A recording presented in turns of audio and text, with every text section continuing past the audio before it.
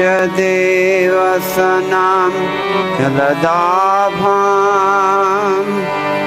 हलहति भीतिनिदितजमुनाभम्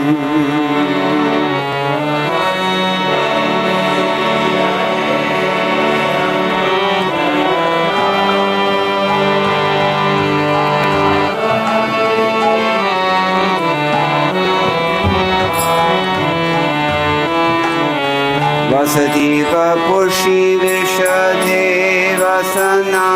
जलदाभं हलहति भीतिविदितजमुनाभम्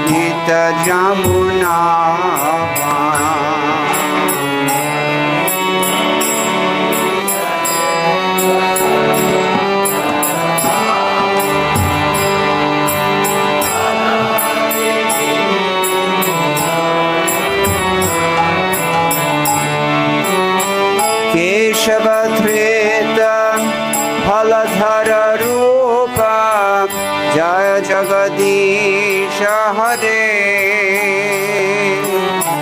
जय जगदीश हरे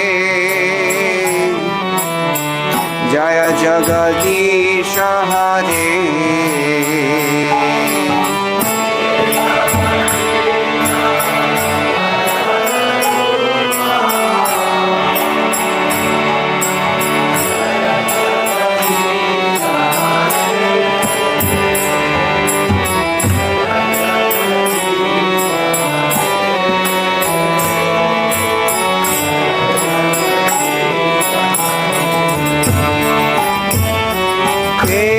केशवधृत हलधर रूप जय जगदीश हरे जय जगदीश हरे जय जगदीश हरे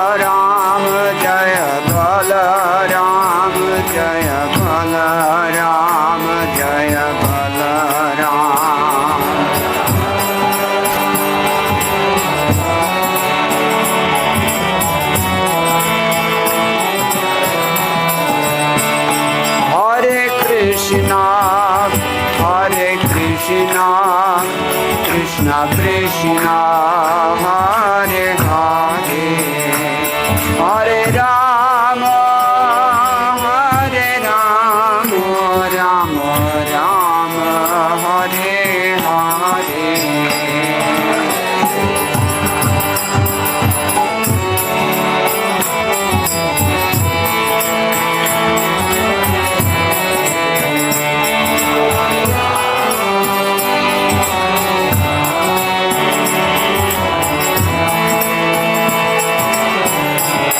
Jaya Jaya Balaram Jaya Balaram Jaya Balaram Jaya Balaram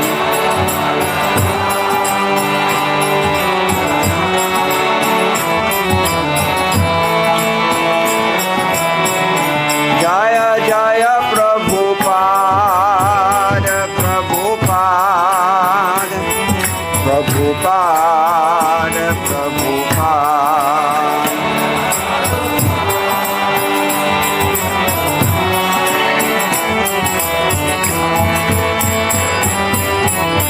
Jaya Jaya Gurudev Gurudev Gurudev Jaya Gurudev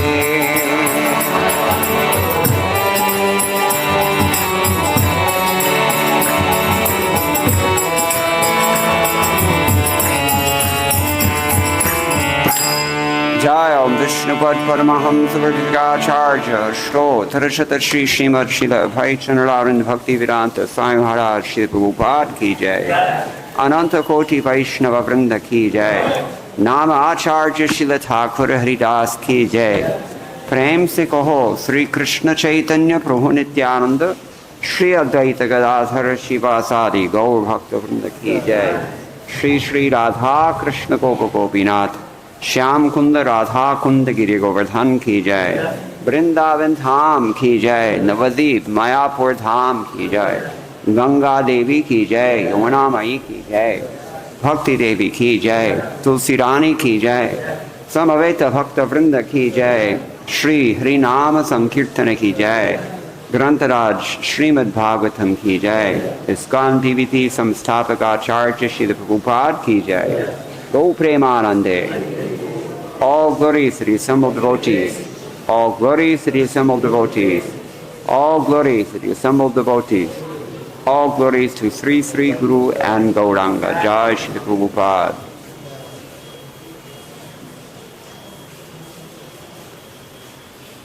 Om Jnanatimirandhasya Jnananjanashalakaya Chakshurunmilitam Yena Tasmai Shri Gurave Namaha Shri Chaitanya Manobhishtam Sthapitam Yena Bhutale Swayam Rupa Kadamahyam Dadati Swapadantikam Vandeham Shri Guroho Shri Yataparakamalam Shri Gurun Vaishnavamscha Shri Rupam Sagrajatam Sahagana Raghunathanvitam Tam Sajivam Sadvaitam Savadhutam Parijana Sahitam Krishna Chaitanya Devam Shri Radha Krishna Padan Sahagana Lalita Shri Vishakhanvitamscha He Krishna Karuna Sindho Dinabandho Jagatpate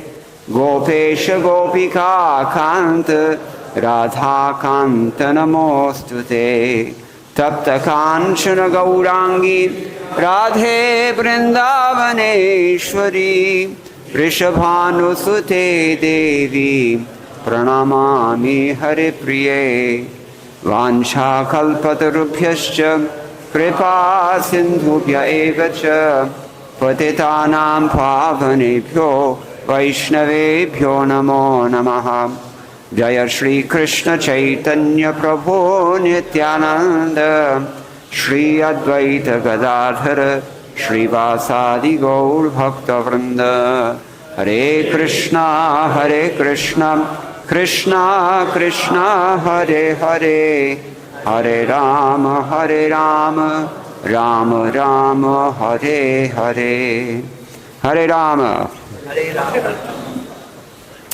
O Keshava, Lord of the universe, O Lord Hari, who have assumed the form of a plow-wielding Balaram, all glories to you.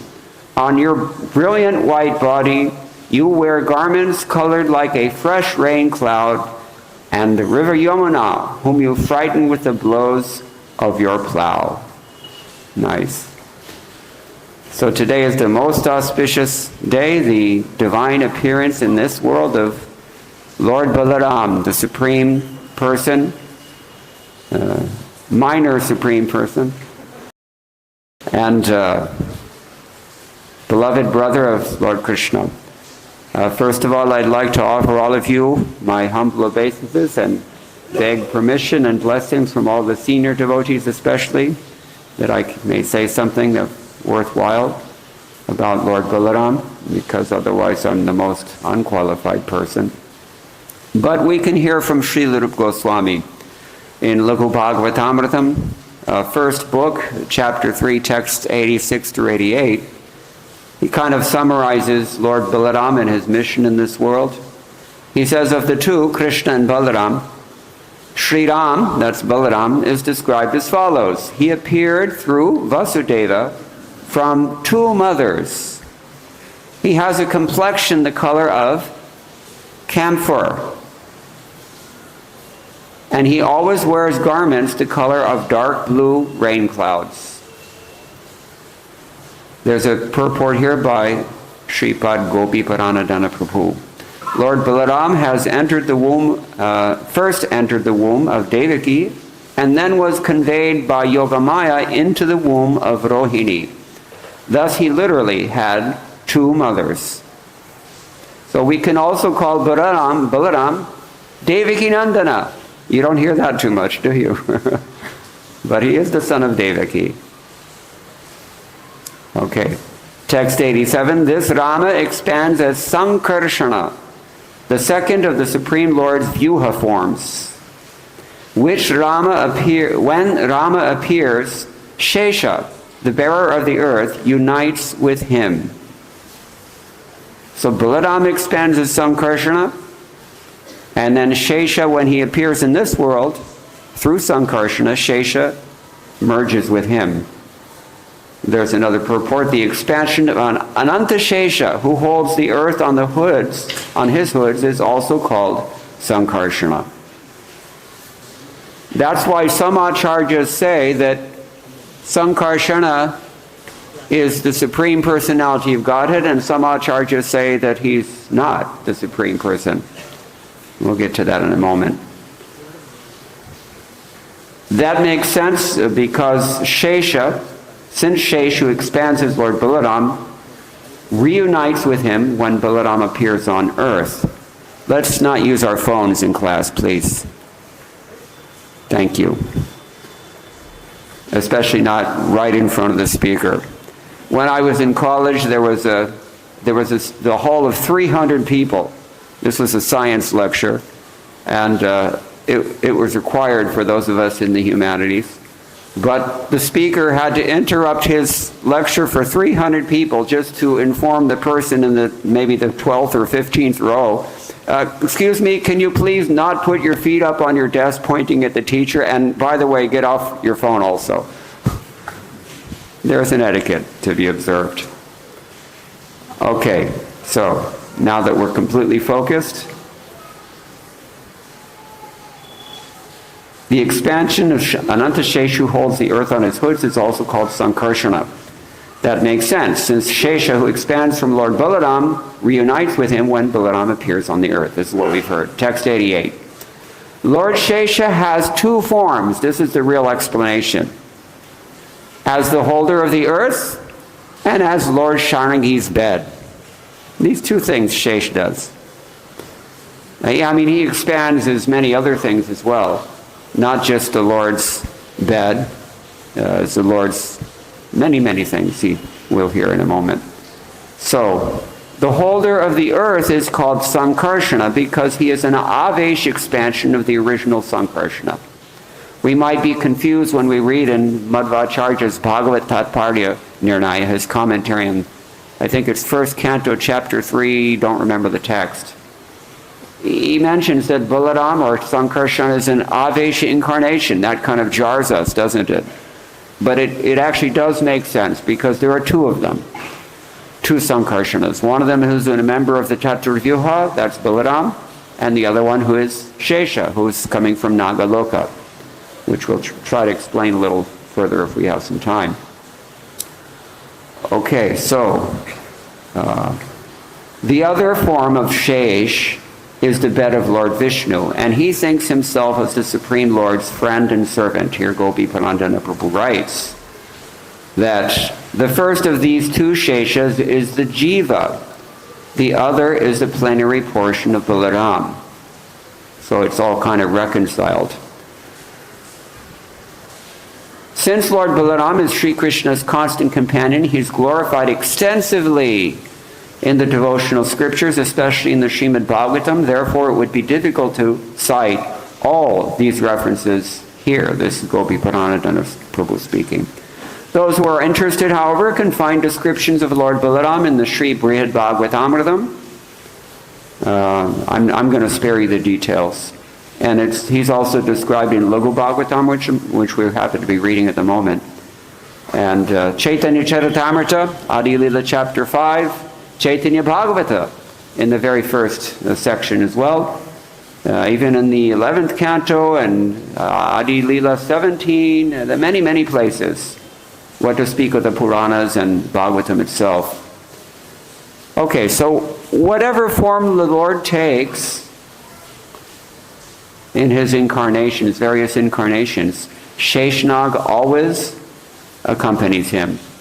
And it's something curious that whenever the Lord disappears, by that time, Shesha has already disappeared. He doesn't like to stay after the Lord's disappearance, because he's the advanced party. Wherever the Lord is going next, he has to set things up. He's a servant. At least he feels himself that way. So, but after all the universes are destroyed, Shesh remains. That's the meaning, literal meaning of the word Shesha. Shesha means whatever remains, remainder. Like Yajna Shishta, we say, the remainder of the sacrifice. So Madhvacharya also considers Shesha Navesh incarnation. Sri Vaishnavas say that Ramanujacharya was a reincarnation of Shesh, for your information. So there's lots of different information in different places. In the interest of brevity today, I thought that I would just focus on one small section of the Bhagavatam, only 15 verses, in the 5th canto, chapter 25, that deal specifically with, who knows, the glories of Lord Ananta. We don't hear it so much. That's why I selected this. So, in this chapter, Shukdev Goswami describes Ananta, the source of Lord Shiva. Lord Anantadev is the source of Lord Shiva. How does that work? Usually, where does Shiva come from? Yes. But we'll hear in a moment how he also appears from Shiva. Ananta, whose body is completely spiritual, resides at the root of the planet Patala. That's the very lowest place in the material world. In fact, he's even below that, because he's holding the whole operation up. So, he always lives in the core of Lord Shiva's heart, and he helps Lord Shiva destroy the universe. Ananta instructs Lord Shiva how to destroy the cosmos, and thus he is sometimes called Tamasi. What does Tamasi mean? Tamasi. You can extrapolate from the word. We know tamas, ignorant, and wrath is a symptom of ignorance. So because he displays this pastime, he's called Tamasi, although he's not in the mode of ignorance, but he does get angry. We'll hear that in a moment. So he's the original deity of material consciousness, Anantashesh, or Tamasi. And because he attracts all living entities, he's sometimes known as Sankarshana. We remember when Garga Muni was naming the two boys, Balaram had 3 names given. What are they? Rama, because he gives pleasure to everyone. Sankarshana, because he unites his 2 families, Nanda Maharaj's family and Vasudev's family. That's another meaning of Sankarshana. It's not 100% consistent. There are many ways to look at him. So, what's his other name he mentioned? Balabhadra or Baladeva, Balaram, because he's very strong. If you need strength, you need Balaram. Balaram ki! And therefore, the spiritual master is the representative particularly of Balaram. Balaram is Adi Guru. So, without the spiritual master's blessings, who of us has any potency to do anything in Krishna consciousness or to understand anything? Nothing. Impossible. So we're all dependent completely on the divine grace of Lord Balaram, especially in the form of Krishna Kripa Murti, Sri Srimad Abhay Charanaravinda Bhakti Vedanta Swami Srila Prabhupada. Srila Prabhupada ki jai. Okay. So, the entire material world is situated on the hoods of Lord Sankarshana. Remember, Sankarshana also refers to Anantashesh, in particular, specifically. From his forehead, he transmits to Lord Shiva the power to destroy this material world. Because Lord Sankarshana is an expansion of the Supreme Personality of Godhead, many devotees offer him prayers, and in the planetary system of Patala, all the suras, asuras, gandharvas, vidyadharas, and learned sages offer him their respectful obeisances. Mostly this Patala region, all the Bilasvargas, or the lower planets, they are dominated by what class of personality? demons. They're dominant. But everybody glorifies Balaram. You have to, if you've got a brain. So, the Lord talks with them in a sweet voice. His bodily construction is supremely spiritual and very, very beautiful. In fact, all the Nagas are considered to be very beautiful. That's one thing that makes them so alluring. Naginis also. And they're bewitching. They have a kind of mystic potency because they're very accomplished in all kinds of technology, including the occult. Nagas. Whole science of Tantra is coming from these Nagas, it is said. Nagas have such a tremendous influence on human society we can't even imagine. Even here in South Asia, the Nagas are the ones who are practically responsible for populating and civilizing Kerala in particular, and Kashmir as well. Some people derive the folk etymology that Kashmir is derived from Kashyapa, because all the Nagas descend from whom? Kashyapa and Kadru. He had many wives. And every different wife gave birth to a different species. So the Nagas, they're not just ordinary snakes. People sometimes confuse. They're very extraordinary. The Nagas are only from Kadru. The snakes are all coming from a different wife. She's called... So anyway, all this is coming from Ananta Shesh. This is his potency. The entire material energy is working according to the plans of Ananta Deva. Therefore, we should regard him as the root cause of material creation. That's a very strong statement. There is no end to his strength, and no one can fully describe him, even with countless mouths. Just as Ananta Shesh himself is unable to glorify the Supreme Personality of Godhead, Sri Krishna. So in the same way, we are not able to glorify even Ananta Shesh fully, because he's Ananta. Ananta means no end. It's kind of ironic. The person who remains at the end has no end. So, being very merciful towards all living entities, he exhibited his spiritual body. Shukdev Goswami describes the glories of Ananta Deva to Maharaj Parikshit in this way. Okay, so he's a Kalatmaka, he's sometimes called, because he's an expansion of an expansion. Bhagavataha, of the Supreme Personality of Godhead. And he's called Tamasi, relating to darkness. Srila Prabhupada explains, because he's worshipped by Lord Shiva, the deity of Tamoguna or darkness, he is sometimes called Tamasi. We're hearing different definitions, have you noticed? Different reasons he's called Sankarshana, different reasons he's called Tamasi as well. Okay, so he's the predominating deity in the material mode of ignorance as well as the false ego. Anybody have a false ego? Raise your hand if you're... We all know that. Well, actually, the fact of the matter is that the false ego is so powerful by the grace of Balaram that we don't know that. We think we're fine. We don't realize how covered we are by the false ego, because he's in charge, he's unlimited, he has infinite power. And if he pulls the wool over your eyes, nobody can help you except his pure devotee. Okay, so Ananta is the predominating deity of the mode of ignorance, as well as the false ego of all conditioned souls. When a conditioned living being thinks, I am the enjoyer and this world is meant to be enjoyed by me, this conception of life is dictated to him by Sankarshana.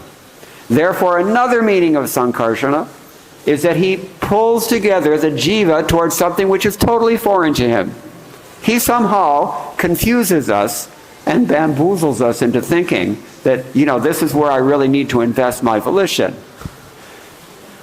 That's another meaning of Sankarshana. Samyak karshati iti Sankarshana means Sankarshana, he's pulling you towards, completely, totally pulling you towards something. So the same principle in the form of the spiritual master, he can pull you towards Krishna. He can create in you that strong desire by his divine grace. But if you're not careful, then as Tamasi or as Sankarshana, he's going to pull you closer and closer to Maya, and then who knows where he'll end up? It's very frightening. Now, Prabhupada in his purport points this out, and he also says that he is always transcendental because he's the super soul even of Lord Shiva, who must perform tamasic activities. Sankarsana is sometimes called tamasi, okay. Vishwanath Chakravarti Thakur says a lot of this. Prabhupada's purport's coming from that. But this 25th chapter of the 5th canto in general describes the qualities of Ananta Deva, the holder of the earth, the source of Rudra, who destroys the universe, situated below Patala Loka. And,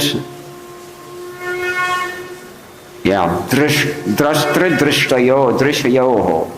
He's the one who points out that he's called Sankarshan because he pulls the enjoyer, that is the Purusha, to the object of enjoyment, what the Purusha perceives. In other words, he cements us into this process of sense gratification. So, the devotees meditate on Sankarsana as the presiding deity of Ahankara in order to become purified of that false conception of Aham Mama. Remember the 10th offense? What is it? The Sanskrit. Anybody know? I don't remember just offhand, but Aham Mamadi Paramo Namni Sopya Parathakrita. A person who's totally absorbed in this mess created by Sankarsana according to our own desire, that person is a Namaraparati.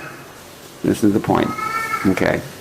Now in the 10th canto, chapter 8, text 12, Gargamuni said he's called Sankarshan because he pulls together these two families. We've mentioned that.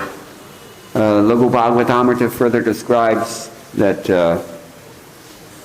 Vasudev's personal expansion is the supreme Lord known as Sankarsana. He's considered the second member of the quadruple Vyuha. This is not accepted by all acharyas. Our acharyas accept this, but Madhvacharya, I think he doesn't accept it. Maybe not Ramanuja either. Don't remember offhand, but therefore he's also sometimes called a Jiva. He's the second member of the quadruple Vyuha, because he is the source from whom all jivas appear. Sometimes he's a jiva as Naga, Nagaloka, Naganatha, the king of all the Nagas, Shesh. But he's a jiva. But he's simultaneously empowered by Sankarsana, who shares his own name, to become Ananta Shesh, infinitely powerful, for holding up these worlds. That was a request from Brahma, it's described in the Puranas. Okay. Now, Advaitavadis misunderstand the name Jiva, impudently taking him to be a finite conditioned soul. But the Lord from whom all jivas expand cannot be a jiva himself. This is common sense. So Prabhupada points that out for us. On the basis of what is written in the Laghu Bhagavatamrita. So his effulgence surpasses the soothing rays of countless full moons. What do we say elsewhere? We heard already this morning. What color is Balaram's complexion? Camphor. Camphor is never yellow, correct? Always pure white. So similarly here he's described as countless full moons. That's why Narottam Das Thakur can say the same thing about the soothing, cooling shade of whose lotus feet? Itai ki jai, Balaram ki jai. So his expansion Shesh acts as the universe's destroyer. That's stated in the Laghu Bhagavatamrita. From the mouth of Lord Sankarsana comes a fire, and its flames shooting upward by the force of great winds. Beginning from Patala Loka, it scorches everything in all directions. The Sankarshan mentioned in this verse of Srimad Bhagavatam 11.3.10 refers to his Amsha, Shesha. So,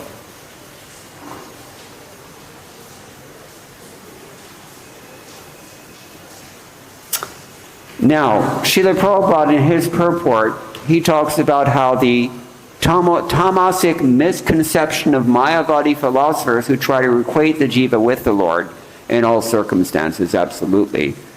he says this is also the product of tamasic false ego. He never misses an opportunity to jab at the Mayavadis, because frankly they deserve it. It's a fact. Okay, so now we're on the second verse of chapter 25. And here he says, the great universe situated on one of Lord Anantadev's thousands of hoods appears just like a white mustard seed. In other words, it's totally insignificant. Totally insignificant. No comments on that, but Albert Einstein, one of his famous quotes, is that in human society, the difference between genius and stupidity is sometimes a little bit hard to see.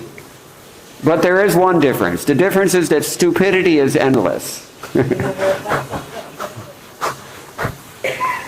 Thus the predominating deity of ignorance, Lord Sankarsana, who attracts us to identify with matter, is called Ananta, no end. It's scary. We should be God-fearing people. We should be. No? And we should appreciate that when we talk about Balaram, we're not just talking about a cowherd boy, ordinary cowherd boy. He's got this potency that we can't even imagine how great it is. We can't even imagine how much influence he has on us. We can't see it. By his potency, we can't see it. But if we pray, particularly if we chant, Hare Krishna, Krishna Krishna, Hare Hare, Hare Rama, Rama Rama, Hare Hare, then there's some hope, by the grace of Chaitanya Mahaprabhu, if we do not offend Vaishnavas. So at the time of devastation, when Lord Anantadev desires to destroy the entire creation, he becomes slightly angry. From between his two eyebrows appears three-eyed Rudra carrying a trident. This Rudra, who is also known as Sankarshan, is the embodiment of the 11 Rudras into whom he expands for the purpose of destruction. Thus he appears in order to devastate the entire creation. And Prabhupada writes in his purport, in every creation the living entities are given a chance to close their business as conditioned souls, but they misuse this opportunity, and therefore Lord Sankarsana becomes angry. And the 11 Rudras expand from Lord Shiva, who has come out of Sankarsana eyebrows, due to this angry mood. All of them together destroy the entire creation.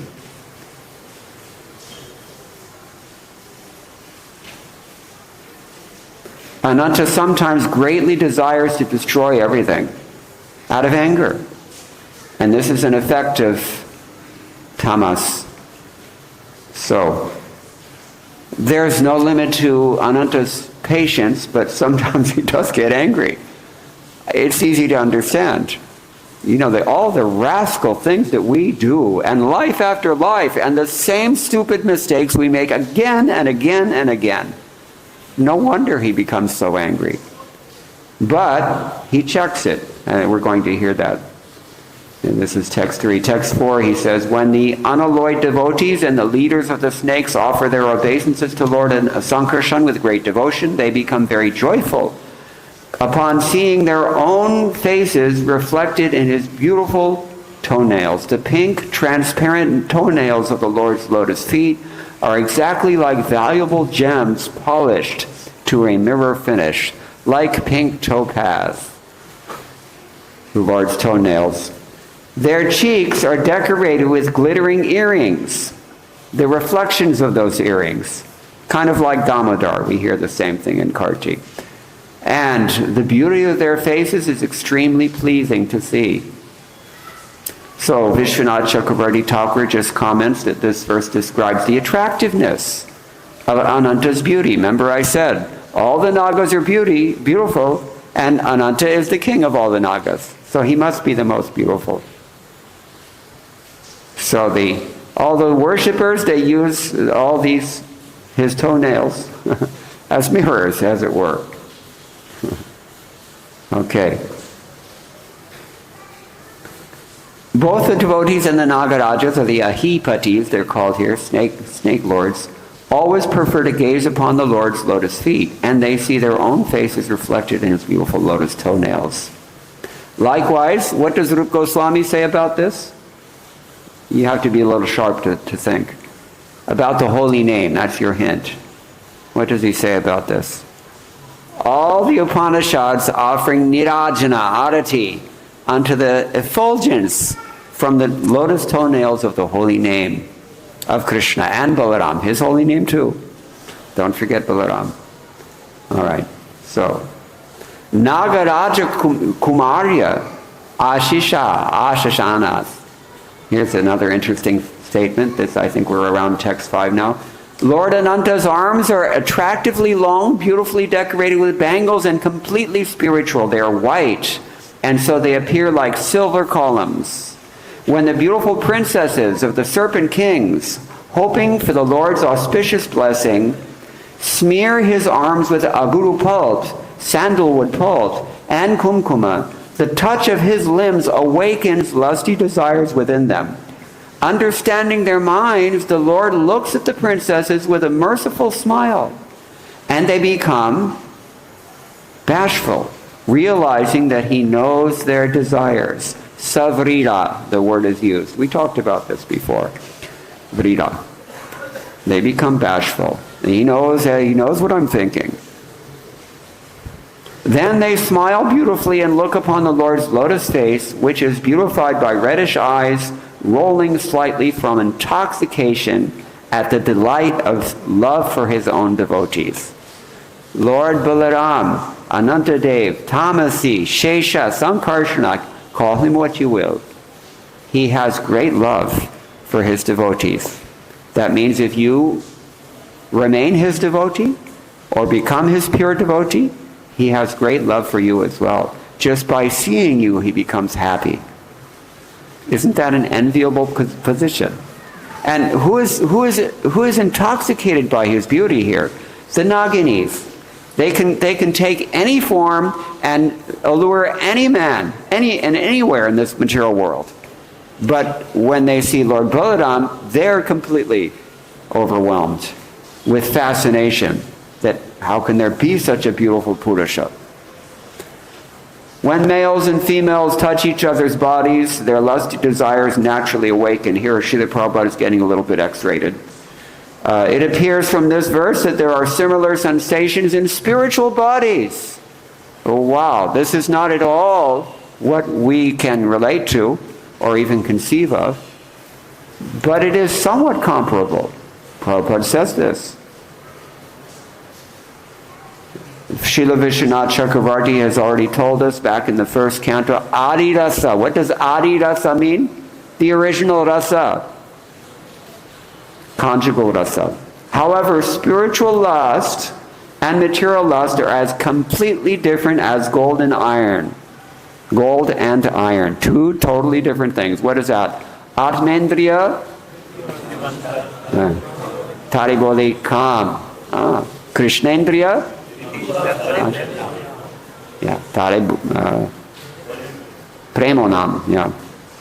So this we always have to remember. Every day, as soon as we wake up, we have to recite that verse, just to kick it, as per Bhaktisiddhanta Saraswati Thakur's instructions. So unless one is very experienced and advanced in spiritual realization, he's forbidden to discuss the lusty feelings of Krishna and the gopis. So this is a warning what we get from Srila Prabhupada also. One has to be very highly elevated in spiritual realization. Only he can understand these things, especially here in Vrindavan, where the Lord's pastimes are the most inconceivable and the most confidential.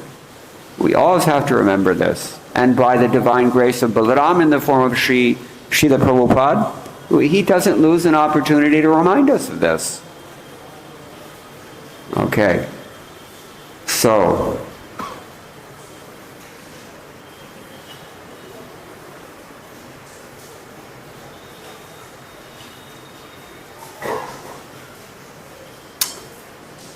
the Adi Rasa in this material world is so timeless, so universal, and so profound that it sometimes We see that there's a manifestation of it even in the spiritual pastimes of the Lord. But it's not the same thing. This is the point to be remembered.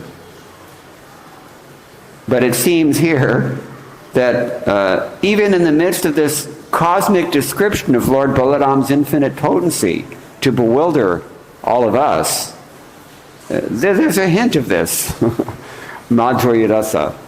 And who points this out? Vishwanath Chakravarti Thakur especially, because he's one to see this, as per his own rasa.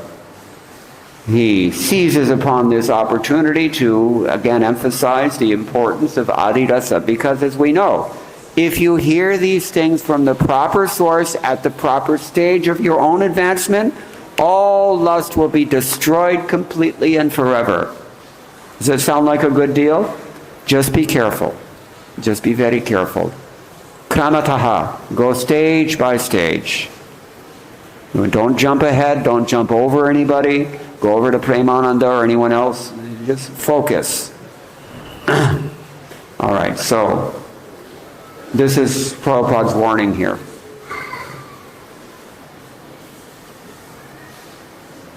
Our capacity to appreciate the higher sentiments described here will gradually expand sufficiently to understand these things only after we have embraced the principle of surrender in pure devotion, both in theory and in practice.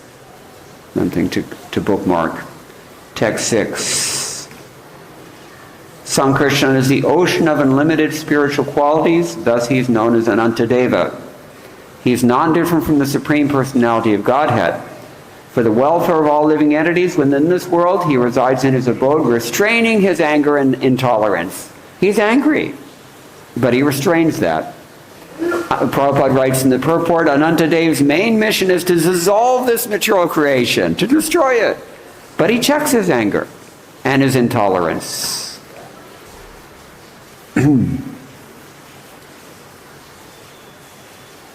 The activities of the conditioned souls anger Ananta Deva, and he desires to destroy this entire material world. Yet because he is the Supreme Personality of Godhead, he is kind towards us. And he checks his anger and intolerance. Two things, anger and intolerance. We also have to check these things. Vishwanath Chakravarti Thakur comments here, he restrains his anger because at the time of maintenance it's not suitable to display this destructive anger. Anger is destructive. It's tamasic. Amarsha means intolerance. What arises from intolerance is anger. So we also have to check this. Just like a sincere grahastha, he eats, he also sleeps, he also mates, and he also is concerned with security or defense. But he checks these things in accordance with the injunctions that govern them in the Shastras. This is what it means, not just to be a bona fide grahastha, to be a bona fide human being. This is the meaning of it's not enough just to be a biologically correct human being. You have to act in terms of dharma. And who should set that example better than the Supreme Guru, Balaram? Even in his expansions as Shesh, Sankarsana, Ityadi, he's doing this. He's angry, he feels. He has feelings. He's a person. We have to get this through our heads. But he checks just for the progress of the three worlds, so that everything goes on nicely. This is Balaram. So, he teaches us by his own example. Text 7. We hear the demigods, Uragas, Siddhas, Gandharvas, Vidyadharas, they're all constantly offering prayers. Dressed in bluish garments and wearing a single earring, he holds a plow on his back, and with his two beautiful and well-constructed hands, he appears as white as the heavenly king Indra. That's the third. One is camphor, the other one is millions of moons, and also Indra. Apparently Indra has this complexion. He wears a golden belt around his waist and a Vaijayanti garland of ever-fresh tulasi blossoms around his neck. Bees intoxicated by the honey-like fragrance of the tulasi leaves hum very sweetly, gunjan, around his garland, which thus becomes more and more beautiful. In this way, the Lord enjoys his very magnanimous pastimes. Vishwanath Chakravarti Thakur says he pleases the devotees with his charming, sulalita, sweet words and his appearance, like this. Now, in the beginning of this description, we're hearing this very cosmic description of Sheshanaga surrounded by various beings glorifying him, and then suddenly it seems to turn into a description of Balaram here in Vraj. It's kind of hard. I don't have an explanation for that, but I do know that he's described very similarly in the Brahma Purana, chapter 19. Almost identical depiction is there. Very much of the Brahma Purana is verbatim the same as the Bhagavatam, for your information. Vishwanath Chakravarti Thakur doesn't really explain this particular point. So, I have nothing further to say. Next 8. If persons who are very serious about being liberated from material life hear the glories of Ananta Deva from the mouth of a spiritual master in the chain of succession, and if they always meditate upon Sankarsana, the Lord enters the cores of their hearts, vanquishes all the dirty contamination of the material modes of nature, and cuts to pieces the hard knot within the heart which has been tied tightly since time immemorial by the desire to dominate material nature through fruitive activities. Narad Muni, the son of Lord Brahma, always glorifies Ananta Deva in his father's assembly. There he sings blissful verses of his own composition.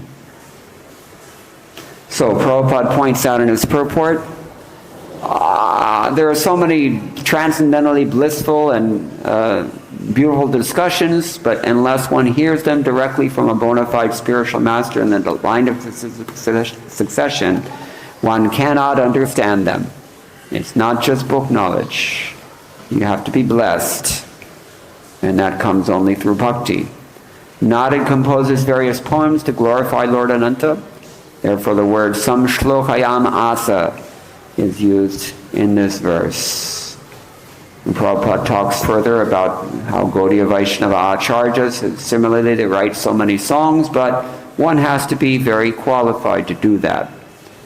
And that qualification comes by very patiently following, surrendering unto a bona fide spiritual master, being trained in the process of bhakti. So the contamination is manifest in the form of lusty desires and greed for material possessions. These two things. Pancha kamini. And as confirmed herein, unless one receives transcendental knowledge in the succession, there is no question of his becoming purified of this contamination. Yes, Narad recites verses praising the Lord's appearance as the Purusha avatars. So that's all discussed in various places. I don't know if we're going to finish this whole chapter because it's getting a little late, but I will try. I'm just summarizing also. The Supreme Soul is unlimited and beginningless, and although he is one, he has manifested himself in many forms. How can human society understand the waves of the Supreme? By his glance, the Supreme Personality of Godhead enables the modes of material nature to act as the causes of universal creation, maintenance, and destruction. So the Lord existed before the creation, and consequently he is eternal and unchanging. Therefore, how can any person in this creation understand him, however great a scientist or philosophy he may be? Prabhupada goes through a long, long quote from the Chaitanya Bhagavata, which I mentioned already, first chapter, about the glories of Lord Balaram. I have to repeat it because otherwise, if we don't repeat the words of our founder Acharya without adding or subtracting, then we change the trajectory of the Sampradaya, don't we? Think about it for a long time. Lord Brahma, Lord Shiva, the four Kumaras, Sanak, Sanatan, Sanandan, and Sanat Kumara, Vyasadev, Shukadev, Goswami, and Narad are all pure devotees, eternal servants of the Lord. Lord Sri Ananta is worshipped by all the uncontaminated devotees mentioned above. He has thousands of hoods and is the reservoir of devotional service. Lord Ananta is the original person and the great mystic controller. At the same time, he is a servant of God, a Vaishnava. Remember, he's a jiva empowered to act in that capacity, at least a Sheshanaga from Nagaloka. Since there's no end to his glories, no one can understand him fully. I've already spoken to you about his service to the Lord. Now hear about how the self-sufficient Anantadeva exists in the lower planetary system, Patala. Simply due to the glance of Lord Ananta, the three material modes of nature interact and produce creation, maintenance, and annihilation. The modes of material nature appear again and again. The Lord is glorified as one without a second and as the supreme truth who has no beginning. Therefore, he is called Anantadeva. Who can understand him? His form is completely spiritual, and he manifests it only by his mercy. All the activities in this material world are conducted only in his form. He is very powerful and is always prepared to please his personal associates and devotees. If we simply try to engage in the congregational chanting of the glories of Lord Anantadeva, the dirty things in our hearts accumulated during many births will immediately be washed away. Therefore, a Vaishnava never loses an opportunity to glorify Anantadeva. That's why I'm doing so this morning. Remember, we're only talking, no Leela of Balaram, nothing about his other expansions, just Shesh. So think about how great this personality is. Lord Anantadeva is known as Shesh, the unlimited end, because he ends our passage through the material world. Simply by chanting his glories, everyone can be liberated. On his head, Anantadeva sustains the entire universe with its millions of planets containing enormous oceans, mountains. I was recently in a place called Ananta, way in the southern tip of India, almost Kanyakumari. And one Sri Vaishnava told me, every mountain in this world is considered, at least in that line, to be an expansion of Shesha. They're holding up. And they all come from him. He's so large and powerful that this universe rests on one of his hoods just like a drop of water. He does not know where it is. That's how insignificant we are. While bearing the universe on one of his hoods, Anantadeva chants the glories of Krishna with each of his thousands of mouths. Although he has been chanting the glories of Lord Krishna since time immemorial, he still has not come to their end. Isko bhi Ananta kehte hain. Okay. To this very day, Lord Ananta continues to chant about the glories of Sri Chaitanya Mahaprabhu, and still he finds no end to them. Okay. So without the Lord's glance, nothing, Prakriti can do nothing. It's a fact. Durga, we hear from Brahma Samhita, Srishti, Sthiti, Pralaya, Nityadi, but she can't do anything without his glance. It's coming from Ananta, actually. And that means it's coming from Balaram, which means it's coming from Krishna. Okay.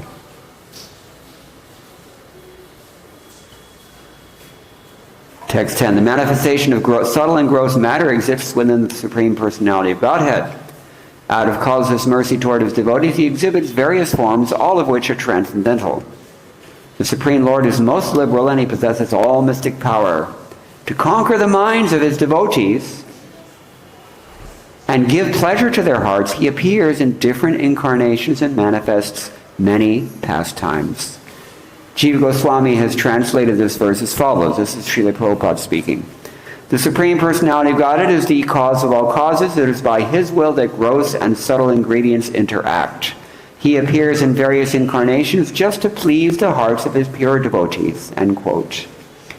For example, the Supreme Lord appeared in the transcendental incarnation of Lord Varaha, the boar, just to please his devotees by lifting the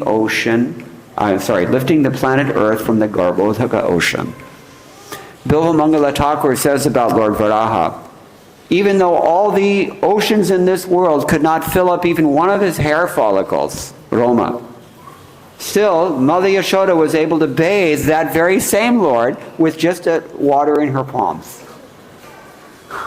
This is mercy only. Only mercy. All of these things, only mercy. Only love. It's only love. Okay. There's a lot more that Vishwanath Chakravarti Thakur adds, but we're running out of time.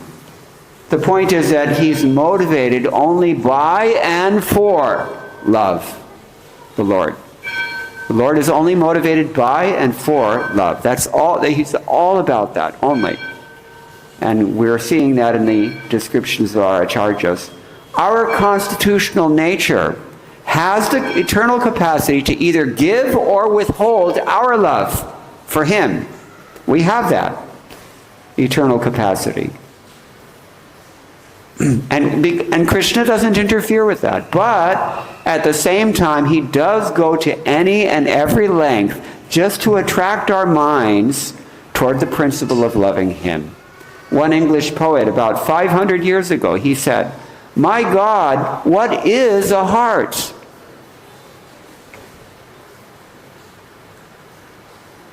Is it gold or silver or precious stone, or is it a star or a rainbow, or is it a part of all these, or all of them in one? My God, what is a heart? That thou shouldst it so eye and woo, and pour upon it all thy art, as if thou hadst nothing else to do." The fact of the matter is that he doesn't have anything else to do. And neither do we. It's only by the influence of tamasi and antashesh that we think we have some other concerns. He himself has no other concern. Natasya karyam karanam shavidyate ityadi. We hear from Shvetashvara Shruti. And ourselves also, we are meant to be in that love. So if we're fortunate enough that we come across the bona fide spiritual master and hear these things, then we have a chance of utilizing this short window of opportunity that we call human life to reawaken that, to rejoin the Lord's transcendental Leela. Okay, maybe we're 3 verses shy of the conclusion of this chapter, so please tell me what to do. You want me to finish? Okay, thank you. Because it's very, very religible. In text 11, he says, 4 verses. Even Ananta's name can deliver the most fallen, but even more that person can purify others. Nadad Muni thus praises the form of Shesh in 2 verses. This is Vishwanath Chakravarti Thakur's contribution to the discussion. Ananta's name alone is enough, but even a person who has chanted that name, that person can also purify others' hearts. It's lucky for us, isn't it? Just like, remember when there was COVID pandemic? There were the symptomatic carriers and the asymptomatic carriers. You don't even know you've got the germ, but you can transmit it to somebody else. This is the wonderful mercy of Lord Balaram in the form of this bhakti process, particularly in terms of chanting the holy name. Even a person who is chanting, he may not even be chanting without offense, but he's able to purify others also and inspire them to take it up. It's been seen many times. I can dredge out some memories from the personal experience or from that which I've heard from others, like my god sister Parvati. Remember Parvati? Great soul. She was in Kathmandu looking for something other than Balaram. And there were 2 ex-ISKCON sannyasis who had gone to Kathmandu for the same purpose. But, somehow or other through Samparkma, she got inspired and took up the process of Krishna consciousness, became initiated, a very nice devotee, moved to Vrindavan and left her body here. Srila Prabhupada ki jai, Balaram ki kripa ki jai, Go Premanandi. All right, I'm just going to go on for a minute here. Now, Brahma, he says, even if you can crush this whole world into powder and count every one of those grains, then you'll still not come to the end of Lord Balaram's glory. So this, if nothing else, should illustrate that. His mercy alone is enough of a qualification. Just like we sing every morning, no? Gopangana gana chitta vinodana kyon samasta guna gana tham. He's the abode of all the wonderful qualities, and of all those qualities, which one is the best? His mercy. Okay, Vishwanath Chakravarti doesn't comment here, but it's like Kundalini Shakti we talk about in the yoga school. He's coiled at the base of the chakras, Muladhara chakra, and as we are advancing in the yoga practice, it uncoils and raises and produces so much Shakti within us. This is according to mystic yoga system. In the same way, this Ananta Shesh is coiled, and he's doing nothing during the dissolution, when the universe is not manifest. But hote, as he starts to uncoil, the whole creation is unfolded, and then he enters again into it to perform his leelas and attract our minds. It's the only purpose of this creation. Sometimes he gets angry because we're not getting it. His potency is too strong for us. Bala. But therefore he's called Bala, the god of potency, Baladeva. But still, his mercy is there. Okay, text 14. He just says, my dear king, as I've heard it from my spiritual master, I fully described to you the creation. You can go through this 25th chapter of the 5th canto. Read it for yourself today. It's a good idea. A very, very beautiful description, very deep, deep, deep description also. He's just wrapping up here. And Bhaktivinoda Thakur, in Prabhupada's purport, Anadi karma phale paribhavana vajale taribari na dekhi upai. We're so covered over. We don't see any hope how to elevate ourselves. And this is going on since time immemorial, and we're drowning in this ocean. But if we pray like this, that the Lord shows us mercy, then he will. Ainanda tanaja kinkaran ityadi. Prabhupada also quotes. This is Chaitanya Mahaprabhu's example. Not just Balaram giving his example of checking his anger. Chaitanya Mahaprabhu giving his example. How we should be praying while we can. Okay. So primeval desire is the basis of all fruitive work. That's described in the 2nd canto, chapter 10, and other places. This is what impels this whole creation. But that desire is itself, the so-called Adi Rasa, is itself just a reflection of the real Adi Rasa, which is transcendental love for God. So, I'm going to stop here. There's more descriptions in Mahabharata. I could have read that. Describes Ananta Shesha further, and so many places. But we're out of time. So I'm going to stop here. Thank you all very much. If anyone has any questions or comments, seniors, especially Prabhuji, Pancha Guru, usually all have good questions.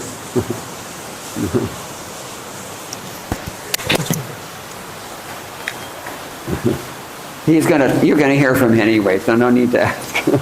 You can raise the question yourself and answer it. I'll get out of the seat. We're very fortunate that Srila Prabhupada brought us Krishna, Balaram, and just the vision and the opportunity to take up Krishna consciousness. So, but you gave a very elaborate explanation of, philosophical, and also, this is, Prabhupada would say, it's very scientific and very authorized society. So to be here, all sit together. You started my lecture here. Yeah, please continue. I'll get out of the seat. All praise to Srila Prabhupada. Shri Balarama ki jai.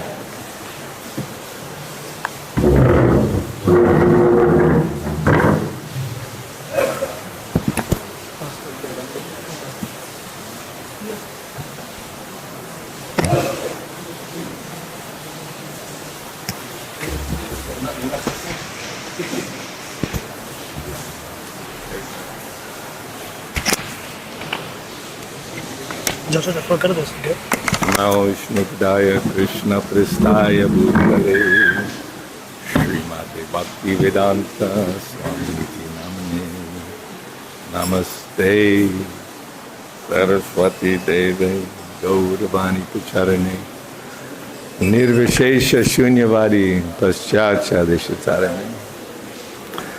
So just chant the Maha Mantra so we can all wake up nicely.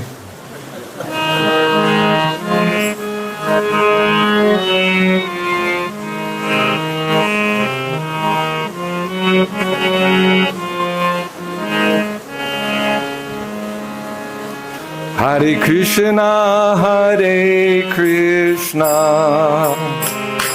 Krishna Krishna, Hare Hare, Hare Rama, Hare Rama, Rama Rama, Hare Hare.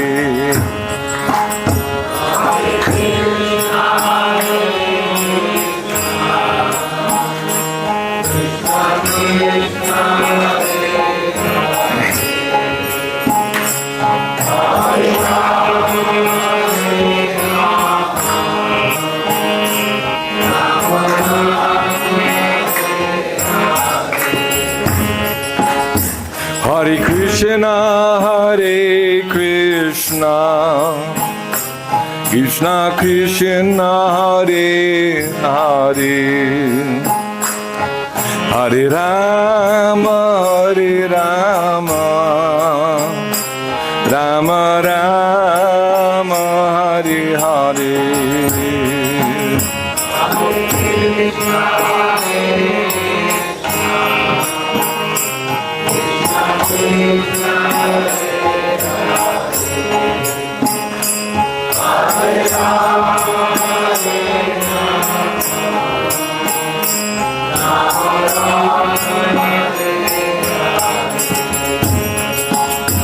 Hare Krishna, Hare Krishna, Krishna Krishna, Hare Hare,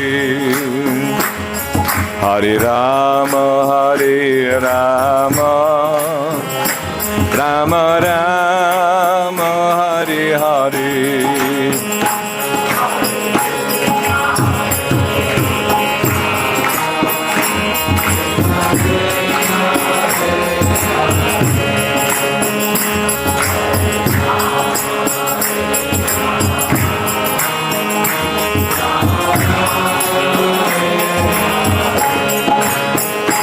Hare Krishna, Hare Krishna, Krishna Krishna, Hare Hare, Hare Rama, Hare Rama, Rama Rama, Hare Hare.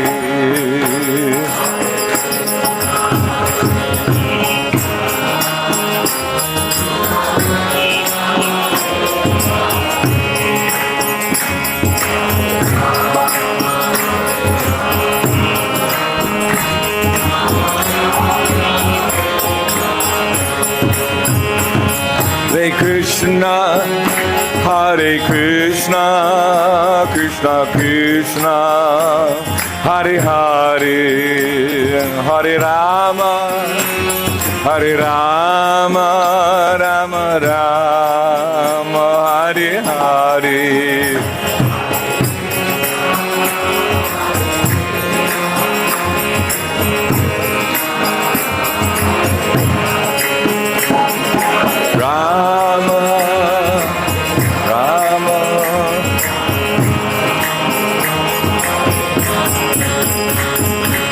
Hare Krishna, Krishna Krishna, Hare Hare, Hare Rama, Rama Rama, Hare Hare.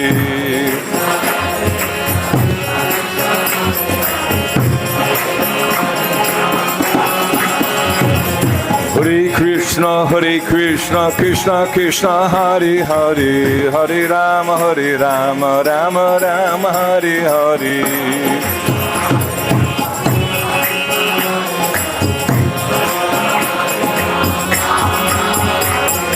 Hare Krishna, Krishna, Krishna Krishna, Hare Hare, Hare Rama, Rama Rama, Hare Hare.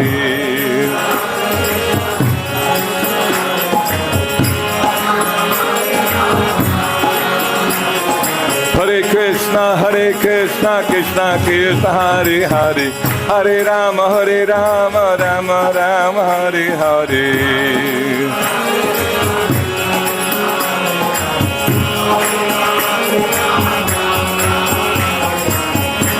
Jaya Krishna Balaram, Krishna Balaram, Krishna Balaram, Jaya Krishna Balaram.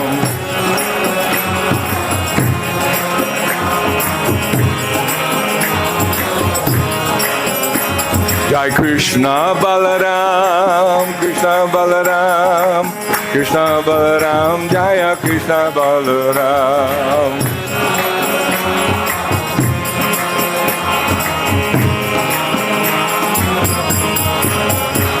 Jai Gauda Nitai, Gauda Nitai, Gauda Nitai, Jaya Gauda Nitai.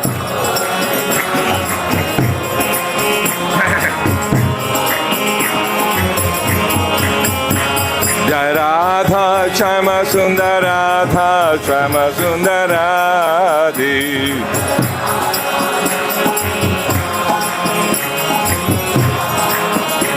Prabhupada, Prabhupada, Prabhupada, Jaya Srila Prabhupada.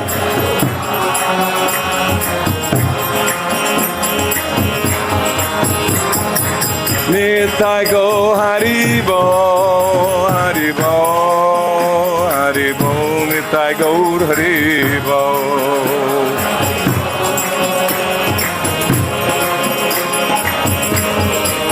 One more time. Nitai Gauda Haribo, Haribo, Haribo, Nitai Gauda Haribo.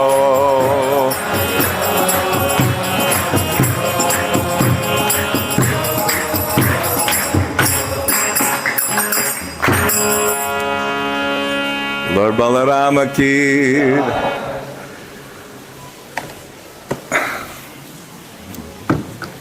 Srila Prabhupada ki. Om Jnana Timarandasya Gyananjana Shalakaya Chakshurun Militam Jena Tasmai Shri Guruve Namaha. Shri Chaitanya Manobhistam Stapitang Jena Bhutale Swayam Rupa Kadamayam Dadati Sva Padantika. So, I want to thank Grace Mukund Datta Prabhu. You know, doing research, I was told that I should try glorify Lord Balaram, and he asked me, well, what are you going to speak about? I said, I'm not sure, really, because as he mentioned, there's so much Leela and such a great, great personality. So I'm glad he did a lot good research and gave us understanding how wonderful Krishna is, that he expands himself as Balaram. Who is Balaram? He's Krishna in a different form, different color.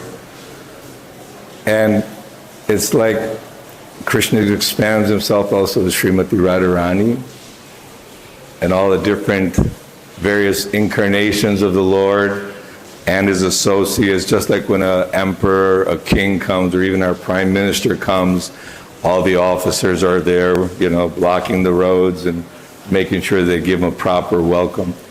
So Krishna, prior to appearing in this world, scheduled, because Kali Yuga is coming and the fallen conditioned souls are deviating from the religious principles.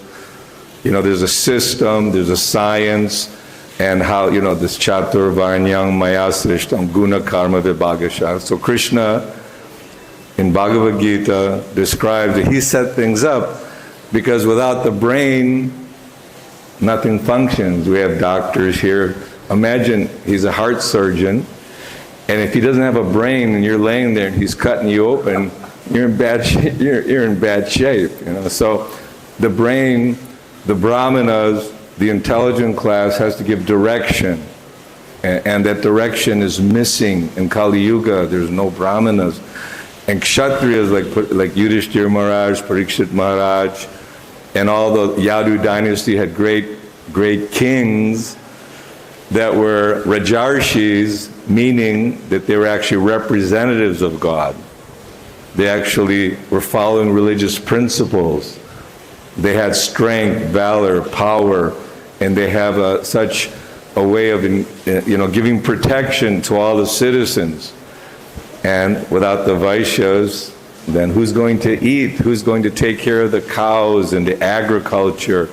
Because we can't eat nuts and bolts. And without the stomach, I mean, the legs are working, the hand is working, even the head is working. Every part of the body is working to feed the stomach, which is nourishing the whole body. They say like pouring water on the root of a tree, all the branches, leaves, fruits, flowers, everything is nourished. So Krishna, he set up the system, but whenever there's some deviation, then again he comes to reestablish religious principles, as he did in the form of Bhagavad Gita.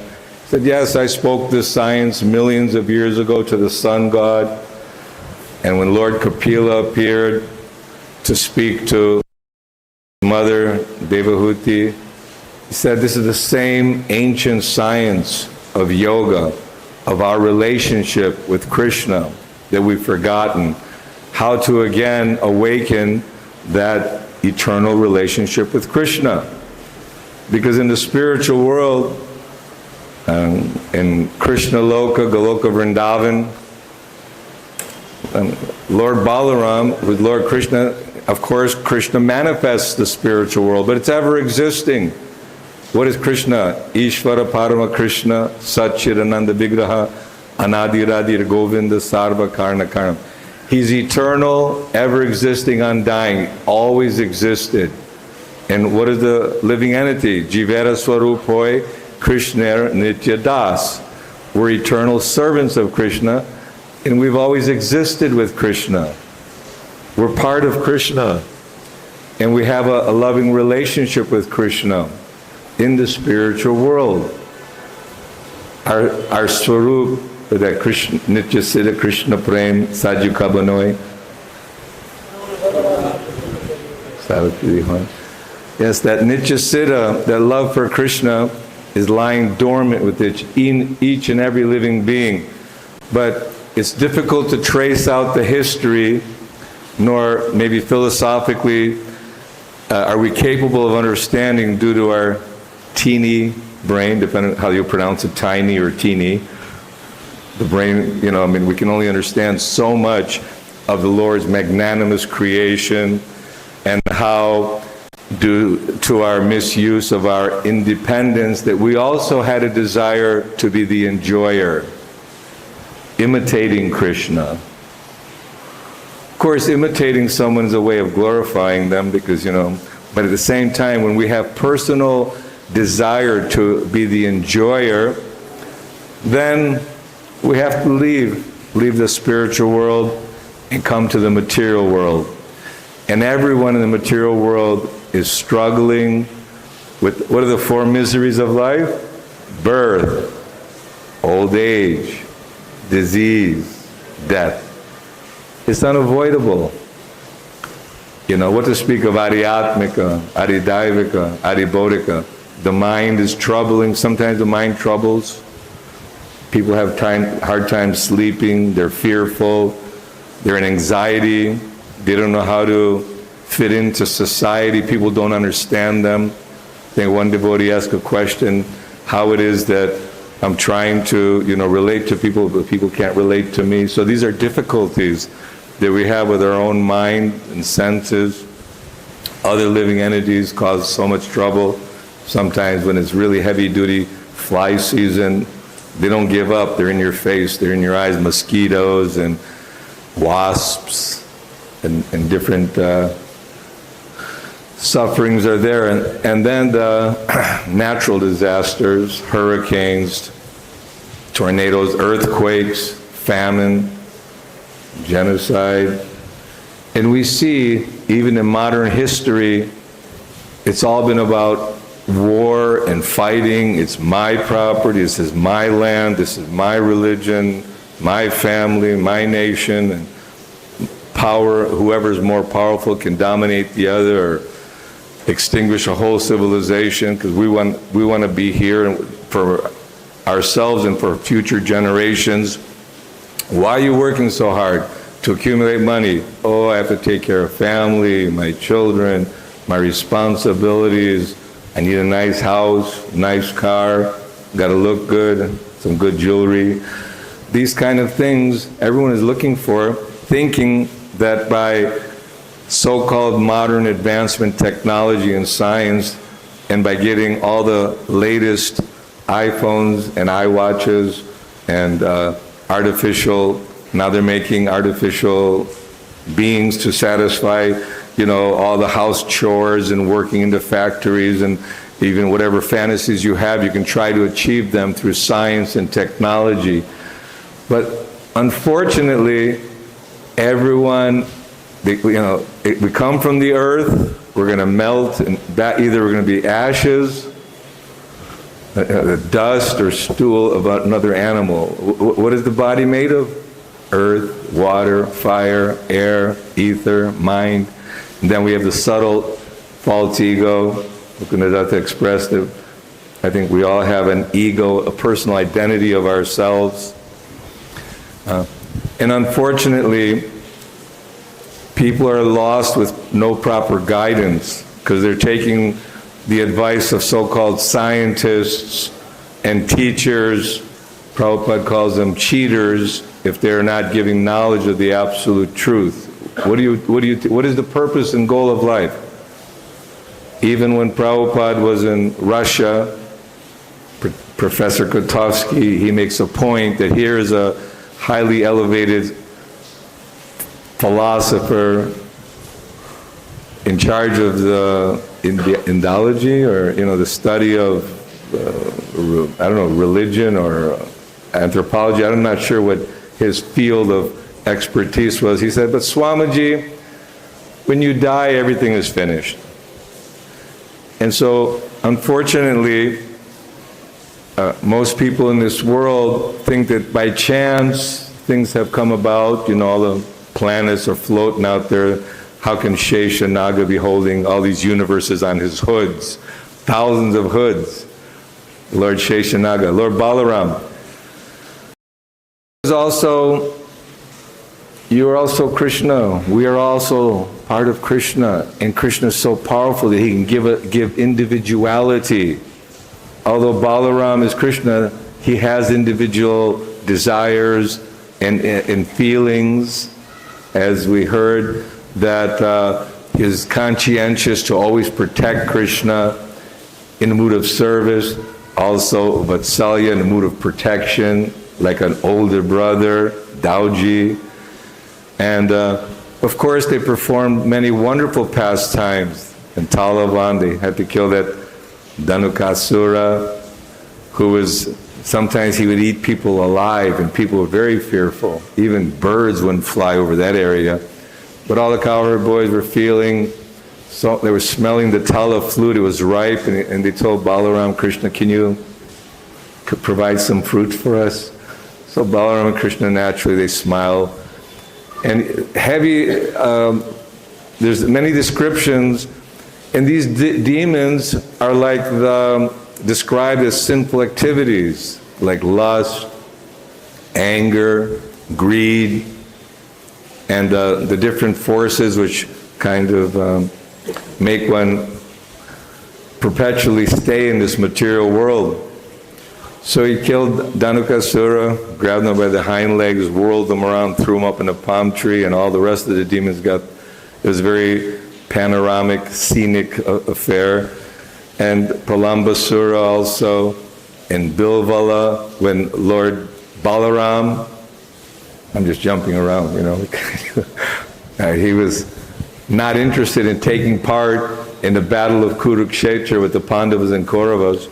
So he thought, I'll go on pilgrimage. And we just read in the Srimad Bhagavatam on a daily basis, we were hearing how Lord Balaram, he came to Naimisharanya. Actually started in New Naimisharanya in Miami. That's Miami Temple. Was in New Naimisharanya. And they had 80 mango trees, avocado trees, flowers, fruits, forests. So when you would, on our Sankirtan day off, we got one day off in Sankirtan to read Bhagavatam. When you're in that forest reading Bhagavatam, you can see how the sages of New Naimisharanya, all the great saintly people, came together to perform a sacrifice that lasted a long time. I think all the Kumbh Melas are related to such gatherings of spiritual personalities. And so when Balaram came to Naimisharanya, and everyone knowing his great position, I mean, not everyone maybe understood that he's the supreme personality of Godhead, but everyone stood up and offered him honor according to their relationship with Balaram. But Roma Harsha and Sutta, he was sitting on the Vyasasana. As a tradition, if you're sitting on that exalted seat, you don't really necessarily have to get up. And so he didn't acknowledge nor offer respect. So Lord Balaram, the purpose of the incarnation of Krishna and Balaram is to reestablish religious principles and cut out cheating religion. That here's the most elevated personality, that all the great assembled sages have picked this Roma Harshan Sutta to be the leader of their sacrifice, but he doesn't even offer respect to Lord Balaram. So I think he took a grass. What kind of grass was it? Huh? Yeah, so with a piece of kusha grass, he touched Roma Harshan Sutta, and he was finished. So, oh, alas, alas, everyone was worried. They said, oh, you've done the wrong thing. But you're the Supreme Personality of God, it's okay. But because you're setting example, you should atone for this. I'm just making it short. And Lord Balaram said, yes, yes, I can bring him back to life if you like, or, you know, we promised him longevity so that he can preside over this great sacrifice meant for the benefit of all people so they can understand what is the purpose and goal of life. That's what the yagyas were for, and that's what the gathering of saintly people was all about, is to perform auspicious activities and give guidance and understanding about the purpose and goal of life. So Lord Balaram, they said, no, no, that was your choice. He explained that the son is non-different than the father. So, Ugra Shrava Sutta, huh? I may have pronounced it wrong, but anyway, his son was empowered to sit in the Vyasasana, Sutta Goswami, and then he is relating, he heard Shukadeva Goswami speaking to Parikshit Maharaj, this beautiful Srimad Bhagavatam, Amala Purana, also from the Brahma, you're saying from the Brahma Purana? You said it's the same as Bhagavatam, the Brahma Purana? So from all the Vedic literatures, the essence, the cream, when you boil the milk and you get the cream, this is Srimad Bhagavatam, Amala Purana. And Srila Vyasadeva, under the guidance and empowerment of Sri Narada Muni, he was not satisfied with all his literary accomplishments of even Mahabharata and the different itihasas and Puranas. So to make it easier for all of us, and also to make it satisfactory to glorify Krishna, that's what the Srimad Bhagavatam is, a glorification of Krishna and his devotees. And throughout the entire Bhagavatam, it talks about the incarnations of the Lord, why they incarnate, and great sages like Maitreya and Vidura, and then we have Uddhava, and the sages of Naimisharanya, what to speak of Sutta Goswami, and Shukadeva Goswami, and Parikshit Maharaj. And Parikshit Maharaj is asking so many questions. he was asking, oh, how is it that this Balaram was in the womb of Devaki, but then was transferred to the womb of Rohini? You know, how can I have two mothers? So we can't understand all these Leela and pastimes, but Krishna and Balaram, they're brothers, but they're one. They're the Supreme Lord. And the Supreme Lord comes to this world for the purpose of yada yada hi dharmasya glanir bhavati bharata abhyutananga dharmasya tadatmanang srijamyaham, to reestablish religious principles. And the religious principles were still not being followed properly. So Chaitanya and Lord Nityananda appeared, isn't it? And Pancha are in the southern provinces of India, many of the great acharyas appeared, Ramanujacharya, Vishnu Swami, and a lot of the acharyas. But then the five upper Gauda Desh is called Pancha Gauda. And Lord Chaitanya, Lord Nityananda appeared in Gauda Desh. So, you know, he appeared in the horizon of Gauda, sunshine and moonshine together, for the purpose of re-establishing religious principles. Krishna Varnam Tasha Krishnam Sango Pangasra Parashadam Jagnai Sankirtan Prayar Yajanti Hi Sumedasaha. So those who are intelligent, not that we're intelligent, but Prabhupada did mention that anyone who's taking up Krishna consciousness, who's receiving at least a little taste for hearing about Krishna. Even Lord Chaitanya says, I have no taste for the holy name, but even though all your power, all your energy is in your holy name, you're manifest there. So, Kali Kalir Dharma Krishna Nam Sankirtan. This is Kali Yuga. What is the Dharma? Krishna Nam. Goloke Premadan Harinam Sankirtan, coming from the spiritual world. It's a transcendental sound vibration. So Lord Balaram and Lord Krishna performed magnificent pastimes, such beauty and such incredible love. There is a relationship. It's a loving relationship. Krishna is not just some old bearded person in the clouds condemning those who are sinful and letting those who are good come to the pearly gates of heaven. If we don't have the scientific philosophical understanding, this jnana, then the vairagya will not manifest. Jnana vairagya. And that comes Vasudeva Bhagavati Bhakti Yoga Prayojita Jana Yashu Vairam Jnanam Ahaitkam. You know, by this hearing about Krishna and Balaram and their wonderful pastimes, and hearing the great sages discussing between themselves the purpose and goal of life, it's enlivening, because any question that we want to ask is being asked by Arjuna, is being asked by Vidura to Maitreya, and what to speak of Parikshit Maharaj asking Shukadev Goswami. Here I am on the verge of death. He has only 7 days, and although there are many, many exalted, great personalities, Vyasadeva, Narada Muni, also very saintly persons from other planets, they're all gathering together because they understand that something wonderful is about to take place in the form of Parikshit Maharaj renouncing the kingdom, still very powerful, very wealthy, beautiful family, so many possessions, gold, silver, horses, elephants. We even have an elephant here now. See, we're gonna have an elephant. Right? We have an elephant. It's gonna work this time. Okay. Because last time we tried the elephant, he gave up on us. The elephant. But Parikshit Maharaj, he had everything anybody might want to have. Beautiful family, strong body. Everyone was very respectful. All the minor kingdoms, they would come and offer tribute to Parikshit Maharaj. And Krishna arranged, somehow, we can think that, you know, we all have our karma nadaiva netrena. How did we get our particular mother and father? How is it we were born in a human form? There are so many other species of life.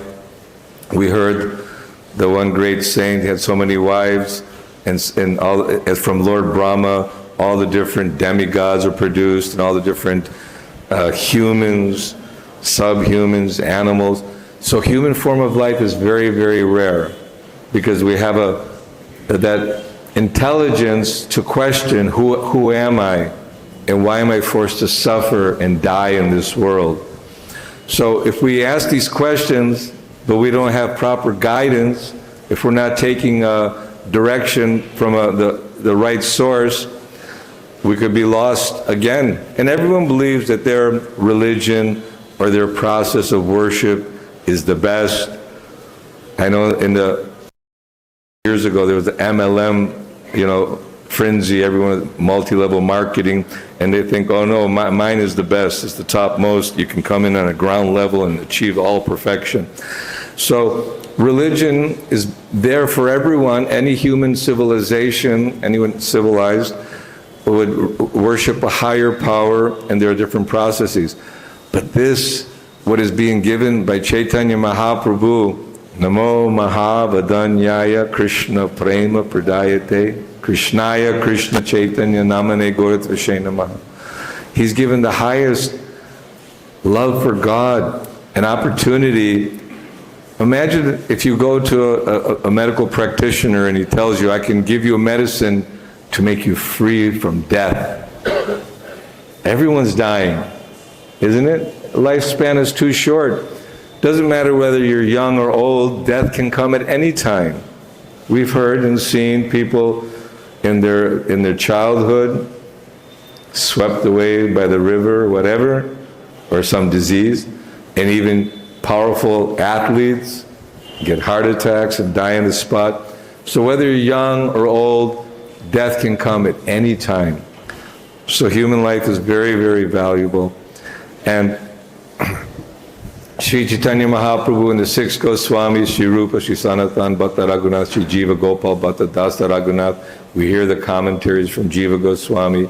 We're reading the books of Rupa Goswami, Nectar of Instruction, Nectar of Devotion. So many books are written about the Leela of Krishna, the pastimes, not only about the Leela, but how to prepare oneself to become, ready to enter into that Leela. Vacho Vegam, Manasa Krodha Vegam, Jiva Vegam, Udara Pasta Vegam. We have to control the mind, control the senses, and engage ourselves in Krishna's service. So in the beginning, obviously, if we have a disease, we have to stop doing those activities which are causing the disease. But to have that kind of resolute determination, beautiful verse, Vyavasayatmika buddhir eke hakurunandana bahushaka hyanantascha buddhayo vyavasayanam. Vyavasayatmika buddhir, that means resolute, fixed determination. And although Srila Prabhupada, coming to the West, when he was giving his translation, offering to Krishna upon arrival in Boston, I think, Trudy, you're going to Boston for the 50th anniversary. When? 60th, sorry. When? Yes. So Prabhupada arrived on Jaladuta, despite all challenges and all difficulties. And he set an example by his personal life to meet Srila Bhaktisiddhanta Saraswati, to dedicate his time, his energy, and his love and devotion. And he was empowered. Without being empowered, Krishna Shakti Vinana He Tara Pravartana. One cannot spread Krishna consciousness. It doesn't happen by chance. So when you look at all the different variables, all the challenges that Srila Prabhupada had to undergo, and still, despite heart attacks and so much challenge, health challenge, government challenge, and then arrival to say to Krishna that how will they accept this bhakti? They're immersed in tamagun and rajagun, and passion and ignorance.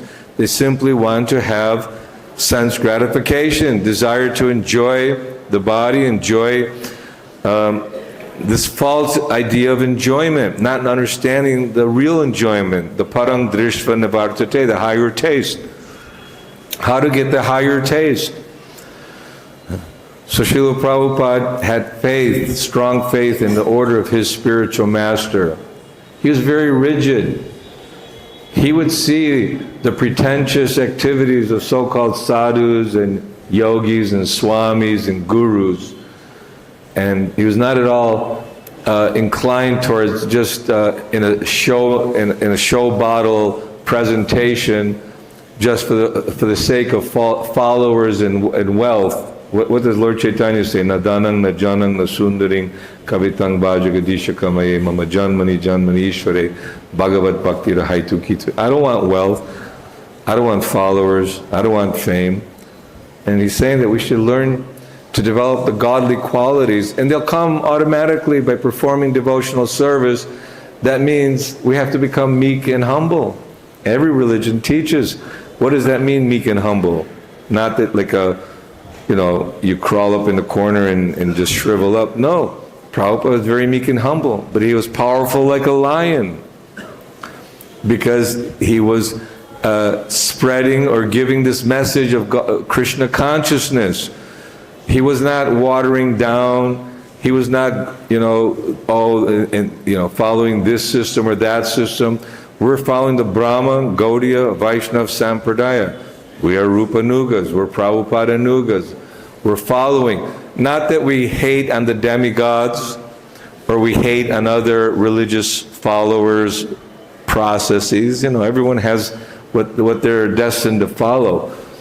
But Prabhupada's given all of us an opportunity to join the Krishna consciousness movement, which means that we have beautiful books. Get up early in the morning, hear Bhagavatam, the stories about Lord Balaram, the beautiful adventures of Krishna with his relationships with all his mother and father, cowherd boys, the gopis, and the chivalrous activities of Lord Balaram. These appearance days are celebrated by all devotees all over the world. Janmashtami is coming, Radhastami coming, Srila Prabhupada's Vyasa Puja is there, and Govardhan Puja. And Vrindavan is an ideal place to remember Krishna. What are the 5 recommended processes for achieving pure devotional service? Srimad Bhagavatam, right? Chanting the holy name, association of devotees, deity worship, and living in Sri Vrindavan Dham Ki.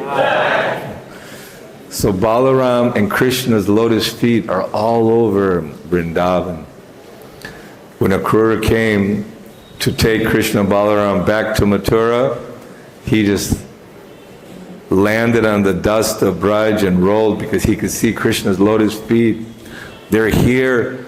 And Lord Balaram was making all these arrangements. When Krishna had to go long distances, he was, making everything possible. We don't know and don't understand the potency of Krishna and his Leela. But Krishna brought Vrindavan and performed all these transcendental activities to attract us to go back to the spiritual kingdom. When we read Srimad Bhagavatam and we hear of the accomplishments which are available for those who take up this process of devotional service, that we can awaken our love for Krishna. We can strip off the coverings which are very thickly covering our true identity. Our spiritual love for Krishna is covered. But it's not something that we're trying to create something new. This is already intrinsic. It's already existing. We already have that love for Krishna, but now just covered over and misdirected. We're lost. So what is that prayer together? Om Jnana Timarandasya Jnananjana Shalakaya Chakshurun Militam Jaina Tasmai Shri Guruve Namaha. We were born in the darkness of ignorance, but the spiritual master is opening our eyes with the torch of knowledge. And this is what Lord Balaram is. He's the original guru. So when we worship our spiritual master, also Srila Prabhupada, he is the founder acharya of this International Society for Krishna Consciousness. I'm sure there are many saintly persons There are many, many books. There are many, many commentaries. But Prabhupada often said, and his servants can testify, that when Prabhupada was sitting in the comfort of his own apartment, he'd read his own books, because Krishna is speaking through the pure devotee, making his words suitable for our understanding. We can read millions of books. Doesn't really make it that one, oh, because I was born in a Brahmin family, and I studied all the Vedas. That doesn't, it's not necessarily just becoming, thinking that I can go to university and attain love of God. Well, we're developing, I think, a university here. You can develop love of God, but the Guru is ordering you read Bhagavad Gita, you read Srimad Bhagavatam, read the Chaitanya Charitamrita, Krishna book, Nectar of Devotion. So many literatures are there, so many books. And any time you open up Srimad Bhagavatam, practically anywhere in the book, it's like sweet, like sugar candy. You suck on this side or that side. It's all very, very sweet. And it's always new and fresh. So I'm a little bit more fanatical maybe than others. I feel that we should stick to Prabhupada's family, stick to reading Bhagavatam, Bhagavad Gita. He's already commenting from Vishwanath Chakravarti Thakur, Jiva Goswami, Bhaktivinoda Thakur, Srila Bhaktisiddhanta Saraswati. So many literatures. Unlimited books will be there. But the important thing is, the perfection of life is to satisfy the spiritual master. And Srila Prabhupada will be satisfied.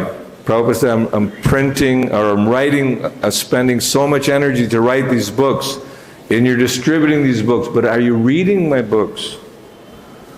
So when you're reading Prabhupada's books, you're satisfying Srila Prabhupada. When you're coming, Prabhupada said, even if you don't want to read the books, if you're coming every day and appreciating the beauty of the deity, he said, that's also very nice.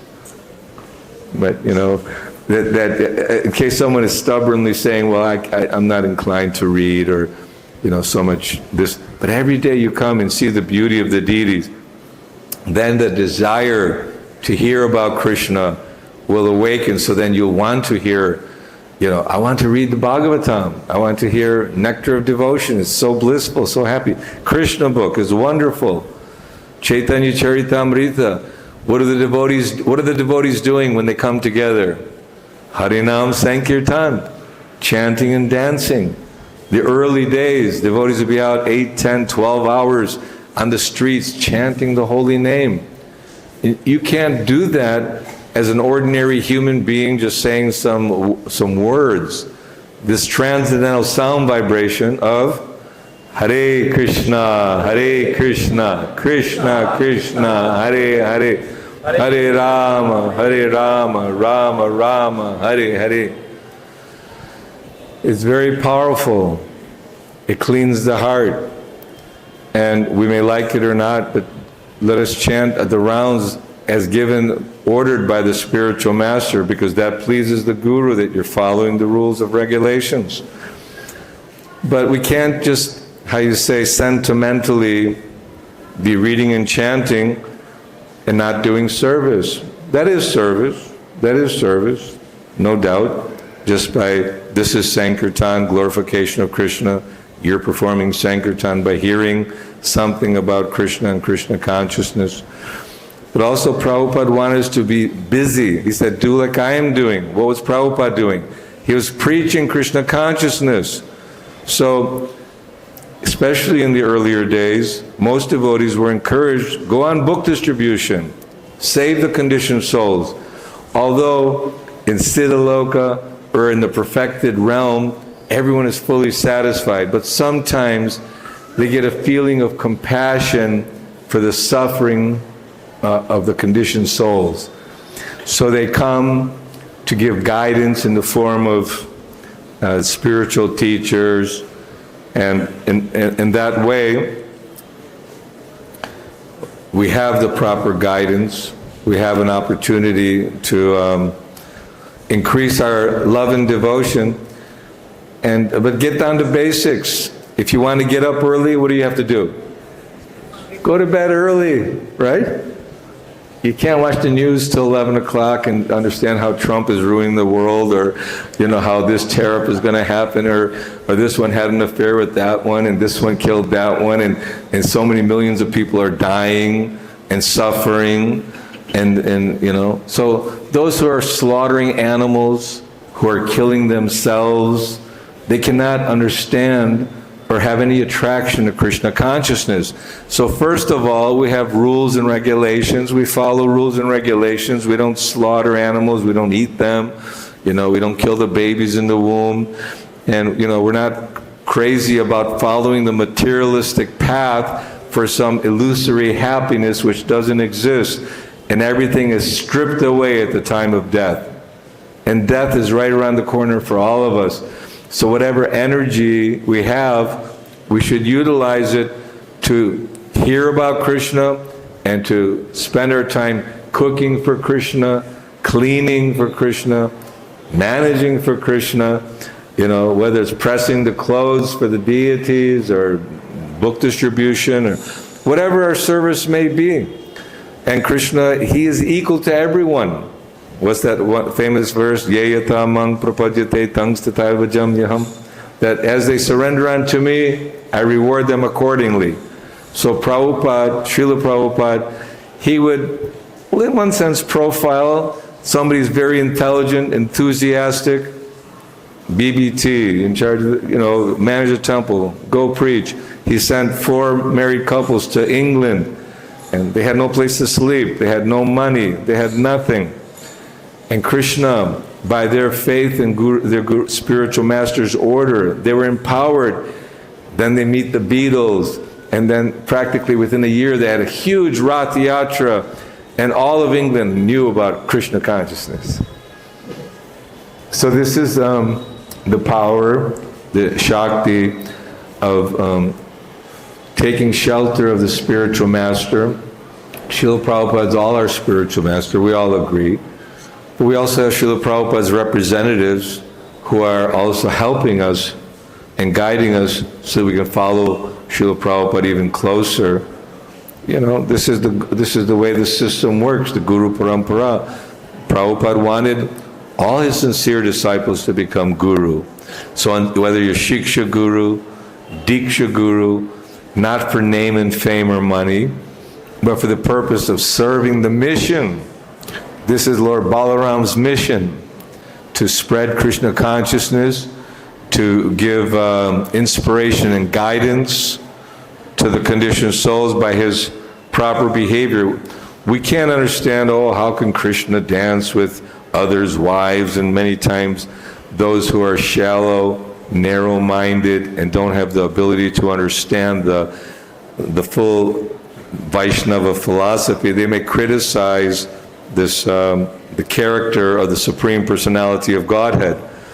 But if you go deeper into the matter, you'll see that Krishna is the Lord of everyone. He's the husband. Everyone is the servant of Krishna. No one is the master. Ekale Ishwar Krishna, Arsa Britya. So we're all servants of Krishna. We're all servants of Lord Balaram, trying to become. And the process works. Whatever challenges may be there, whatever stumbling blocks we might have to deal with, we should deal with that. But humility and following the process of sadhana bhakti develops in means spontaneous love for Krishna. But it also comes in our loving dealings with one another. Prabhupada said he wanted to see how we can cooperate together to spread this Krishna consciousness movement. Not that every ego has their ego. And, we should try to learn, to become more friendly and more loving with one another, and do some service of spreading Krishna consciousness for the pleasure of Srila Prabhupada and Lord Balaram. So anyway, time is running out, but we're at the right place, at the right time, in Sri Vrindavan Dham, going to glorify Lord Balaram and soon we'll have the Abhishek ceremony. After Lord Balaram finished his 1-year pilgrimage to all the holy places, came back to Naimisharanya, performed the yagya, they bathed him. After you perform the sacrifice, there's that bath, what do you call it? Or when Yudhishthira Maharaj did the Rajasuya sacrifice, there's a certain bath. So this is the Abhishek that we're going to perform for Krishna and Balaram. And by seeing the Abhishek, you're also benefiting. Not that we all have to be there to do, but let's appreciate that Srila Prabhupada made this very first temple, Krishna Balaram Mandir, when he didn't want to leave New Dwarka, which was the capital, and preaching was going well. He was having a heated discussion with Dwarkadish, the deities, the Lord of in Los Angeles, and no, I don't want to go back to India. He was feeling that in America, and all the devotees were American, Canadian, and European were helping him so much. He said, no, I'll give you 100 times better than what you have. Is it 100 times or 1,000? Anyway, 100 times at least. And that's Krishna Balaram Mandir. And we can appreciate that it manifested itself. He empowered Surabhi, and is described by Gunarnava Prabhu that Surabhi took the pen out and started drawing this temple. He never put the pen down. He never erased anything. And after he finished in one session, he manifested Krishna Balaram Mandir. And Srila Prabhupada was very proud, and he would show his dignitaries and guests that this is going to be our Krishna Balaram Mandir. So today is a very auspicious day, the divine appearance day of Lord Balarama ki. So if we have any comment, question, otherwise the kirtan will start shortly, and we can get ready for the Abhishek.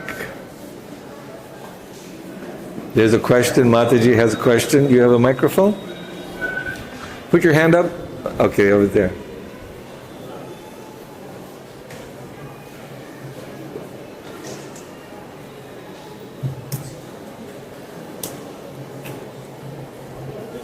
Hare Krishna.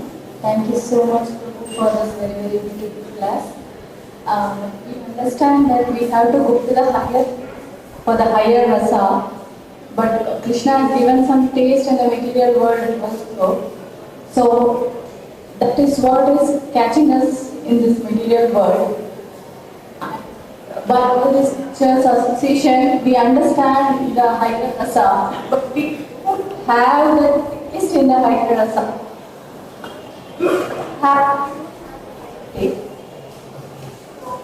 My question is... Stand up, maybe it'll help, because the microphone's...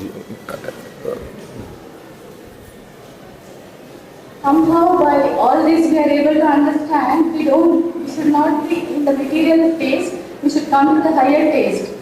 But we don't have that much realization or experience in the spiritual thing. And we are neglecting this also, that detachment is slowly coming in the material world, but that attachment is not coming. So it is a little bit difficult in between. Yes. So, can you please help? Right, that's a very good question. I think we all find ourselves in that same situation, that Krishna does give some taste,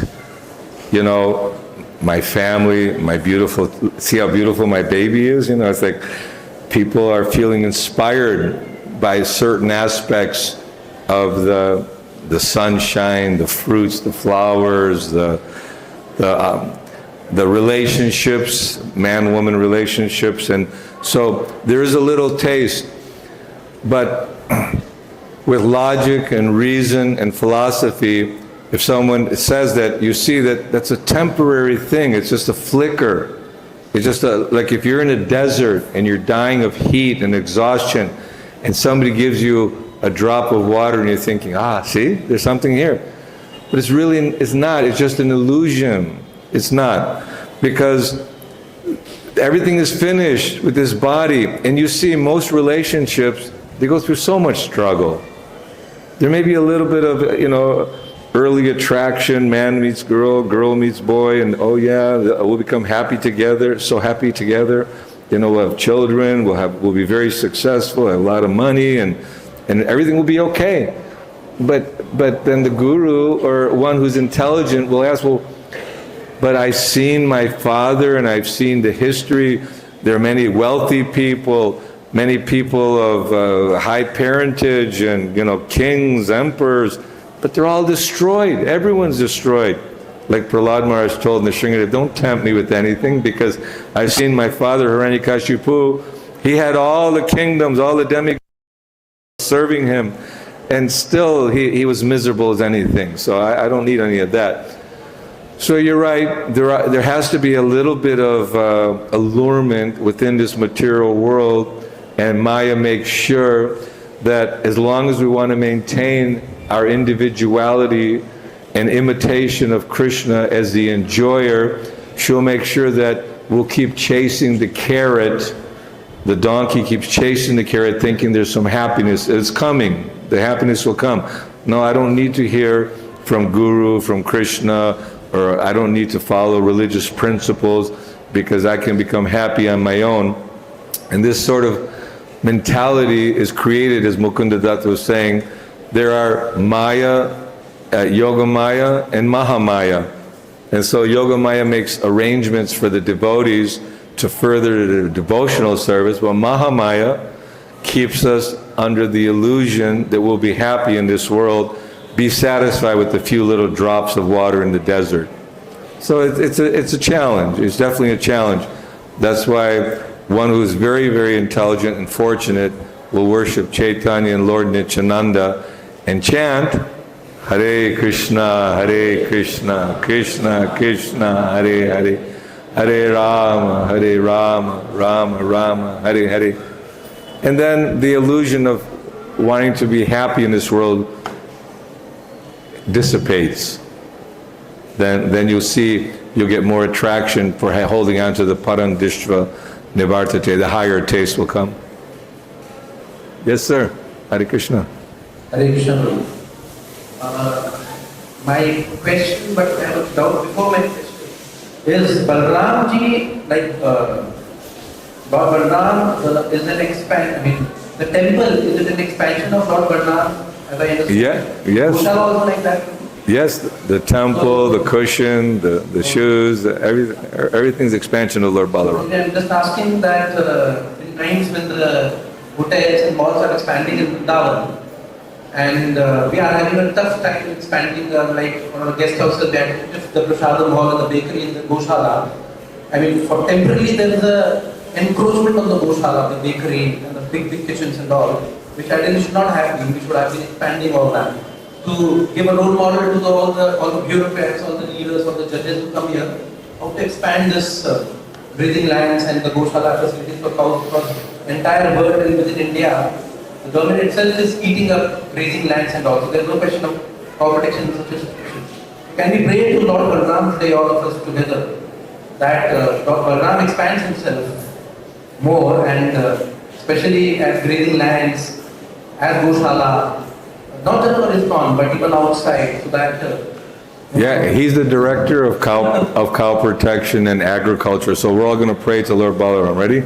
Hare Krishna, Krishna Krishna, Hare Hare, Hare Rama, Rama Rama, Hare Hare. Your point is good. It's very important. We have many devotees here who are inclined more and more to cow protection and agriculture and utilizing the land for the purpose it was meant for, instead of hotels and technology and all these things. But especially in this Kali Yuga, Srila Prabhupada said, only half of my work has been done. Now I want to also establish Varnashram. So the temple, as far as I can see, devotees are chanting, dancing, having festivals, chanting the holy name, giving out prasad, and spreading books everywhere, because this Krishna consciousness, Lord Chaitanya's golden mission, will grow and develop. So it might be in a transitionary state, that there's still more we can do and we should do, and I think we're growing, and our ABC, GBC, Bureau, and Temple Management, and all those who are dedicating time and energy to help push on Prabhupada's movement. We're discussing all these issues, but how to implement them in the form of Kali Yuga, how to give devotees a chance to understand the philosophy of Krishna consciousness, to take it up seriously. This is all a great science, and we'll pray to Krishna and Balaram to give us more intelligence to do that. I'm sure I didn't answer all your questions, but that's about all I can say. Any other question? Or otherwise, we're going to start the kirtan. All right, let's chant one more mantra. Ready? Hare Krishna, Krishna Krishna, Hare Hare, Hare Rama, Rama Rama, Hare Hare. Now they'll continue the Maha Mantra there in front of Krishna Balaram. Shri Krishna Balaram ki jai. Hare Krishna. Srila Prabhupada.